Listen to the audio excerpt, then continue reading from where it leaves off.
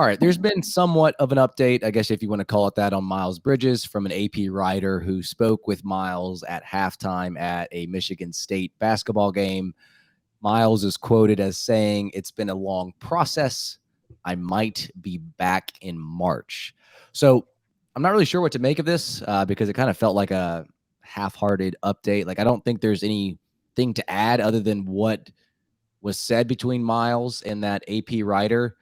I do have a couple questions for you guys, but first off, there's no chance he's actually back in March, right? Like I think unless he means like he's signing in March, because he still has to serve a suspension that will likely take him into next season. So I guess my point is like if the Hornets are trying to bring Miles back and that's the end goal, why haven't they signed him knowing that a suspension is coming? Well, I'm not entirely clear, like, now that the legal stuff is over, I'm not entirely clear if the Hornets can sign him before the NBA does their investigation, Okay. right? Because now they have to conduct, which I don't know if that started. I don't know if it's coming. They're in the due diligence phase. Like what? I mean, I don't know what they've had a long time to Right. do all the due diligence, and now they have the legal decision. And so, can we get a suspension? Like, I don't understand really what's holding that process up, unless it just started from the NBA's perspective. But I would imagine the Hornets can't sign him until the NBA is done with their investigation. That's just me guessing, but that would be why I think we probably don't have a new contract. But in terms of Miles saying that he could be on the court in March, I think that is some very wishful thinking. Yeah, Miles may have had a couple Moscow Mules or two at the Michigan State game. Look, like I have a couple quick things to say on this. Number one is I don't think we can really. I mean, what reason has Miles given us to trust like anything he would say about his return? I mean, obviously he is certainly not in the good graces of Hornets fans or probably the front office, the coach. I mean, Miles has a long way to go to kind of prove himself as a reliable member of this organization if he's back at all. I think the only other thing I will say, and certainly understand some people may not want to hear this, and it is absolutely not symmetrical necessarily with any of my personal opinions, but the fact remains that when individuals are at a top like 3% in the world at what they do, they generally end up back in that profession regardless of what they've done. And I'm not saying I like that. I'm not saying Right. that's how it should be, but look no further than where Deshaun Watson is right now. I mean, he got $100 million of guaranteed money after going through a pretty disgusting investigation himself. So I think all I'm saying is that Hornets fans need to start to come to terms with the possible reality that Miles Bridges will be back with this team after the suspension. And if that means that you are not a Hornets fan anymore, I respect that decision completely. Yeah, Like that's fine. individuals have to make that decision for themselves. But just prepare yourself for the fact that he's probably back in a Hornets jersey next season under a new contract. And then you take that information and you decide if you want to continue to support this team or not. And that's totally up to the individual. The only other thing I would say is I was thinking about this actually watching the Orlando Magic highlights on SportsCenter this morning, which is a team that is kind of on a similar trajectory as the Hornets were, a year or two ago. And it would be like if Franz Wagner did something horrific this upcoming summer and didn't play for the I mean, their second best player, a potential future fringe all-star. That's the type of damage that Miles Bridges did to this franchise with the decisions he made this summer. And it was just interesting as I was watching this team. Orlando's kind of this darling ascending team with a young core and an awesome offense. And I was just like, oh, Yeah, that's basically what the kind of comparison is here. It'd be like if their second best player, an awesome young wing like Franz Wagner, just did something horrific this summer and didn't play for the Magic next year, they'd probably win, 24 games as well. Yeah, well said, Lee. I think that I mean a few things like in terms of the actual situation, like ethically where I stand, you know, I think Lee's point about like people that are that talented at something are going to find themselves having another opportunity regardless of what they've done. Um, Number one, I think what Miles did is like unimaginable, especially in front of your kids. Yes. Yes. But that's it doesn't even matter if the kids are there or not. I mean, it's unimaginable either way. But so I hate that. It'll always be in my mind, probably first and foremost with Miles Bridges. But most importantly is I hope that guy gets the help he needs. That's the most important thing. Whether or not he suits up for the Hornets, I hope that, and he's mandated by the court to go through a lot of stuff now to hopefully get what he needs. But I hope he takes this seriously. He is going to get a second chance somewhere, and I don't even know how I feel about that, but he's going to, and that's kind of I think Lee's point.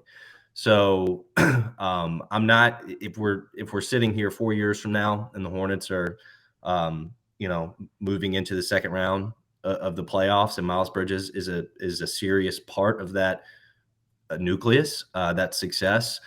I'm not going to protest, but I'm also always going to have in the back of my mind that, man, I hope this guy got right. I hope he learned something from this. I hope he became a better person, So, and that stuff we might not ever really know, right? But I think we're allowed to talk about basketball on this podcast and this not be an issue that always dominates the conversation with Miles if he does return to the Hornets. And I'm trying to keep that in mind. Like, this is a basketball podcast.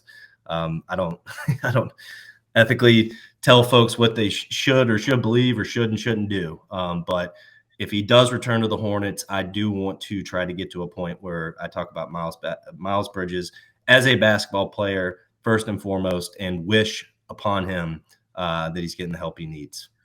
Yeah, I think that's the biggest point, Spencer, in terms of if he does get that second chance, also getting the help that he needs.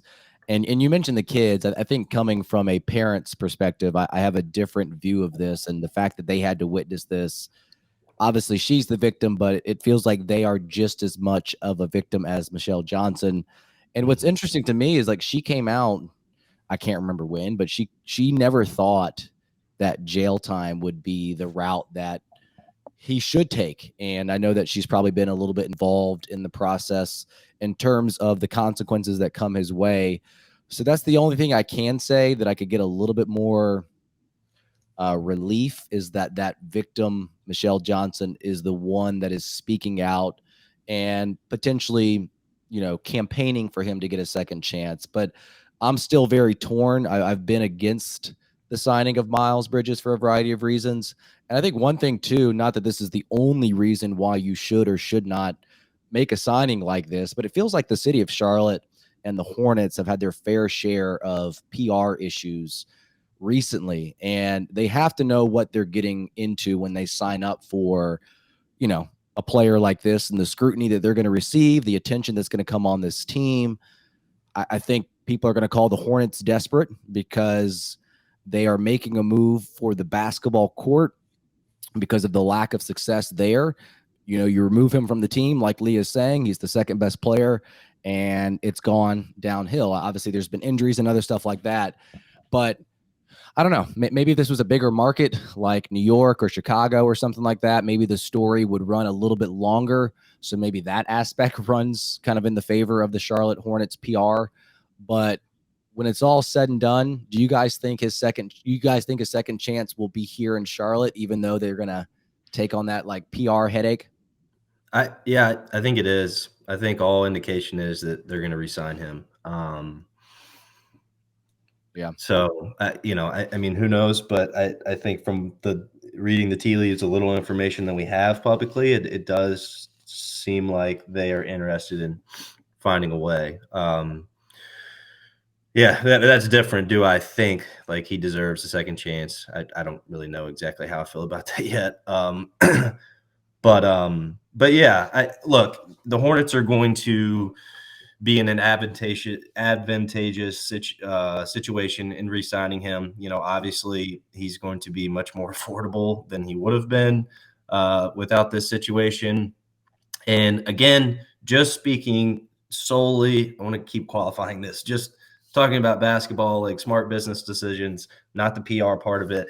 Like, I would still rather hang on, find a way to bring back what is very clearly still an asset versus losing him for nothing.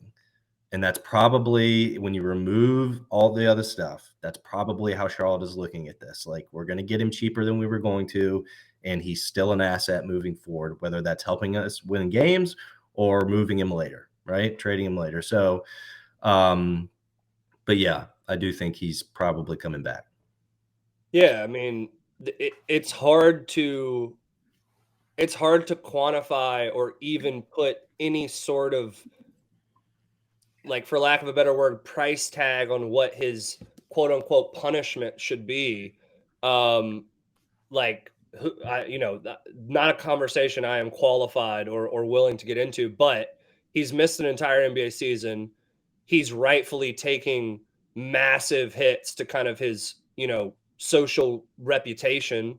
And he's probably lost, I mean, at least for the short term, he's lost hundreds of millions of dollars because he was set to Yeah. sign probably close to a max extension this summer before he made the awful decisions he did. So Bridges has certainly been hurt by this and should have been hurt by this.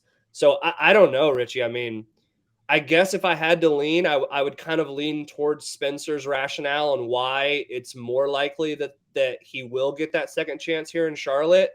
But then again, I guess there's always the chance that, like, new information comes out, or frankly, a guy who, again, we can't really trust his decision making right now. I mean, he could make another horrible decision at some point, God forbid, between now and the next time he's allowed to be on an NBA floor. So I think it's still very much a volatile situation.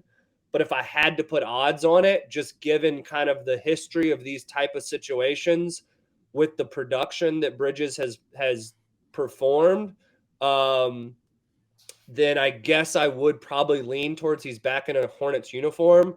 I just don't know when or what the kind of stipulations to whatever that contract might look like. Yeah, can I real quickly, I think too an important part of this conversation is, Hornets drafted this player. They did all the background on him.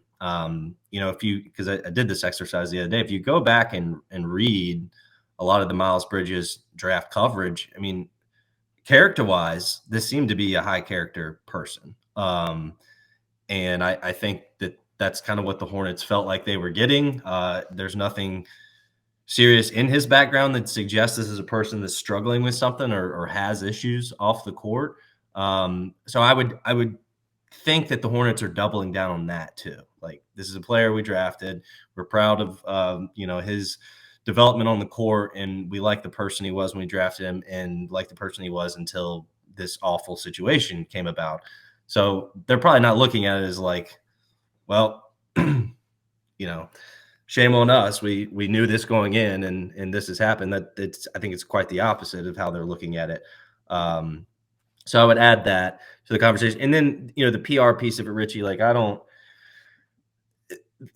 they're so closed shop when it comes to PR that I just don't really think they care that much. I mean, seriously, like, I just, in the small market, Jordan, I think he's just like, he's probably not thinking that there's going to be protests outside of the Spectrum Center. And then Charlotte's going to lead Sports Center every day in First Take because they brought back Miles Bridges. Like, he's probably like, it's not going to be that. And I'm interested in winning basketball games. So I would think that they care up to a certain extent. And that's to say that they don't care as much as some other places would.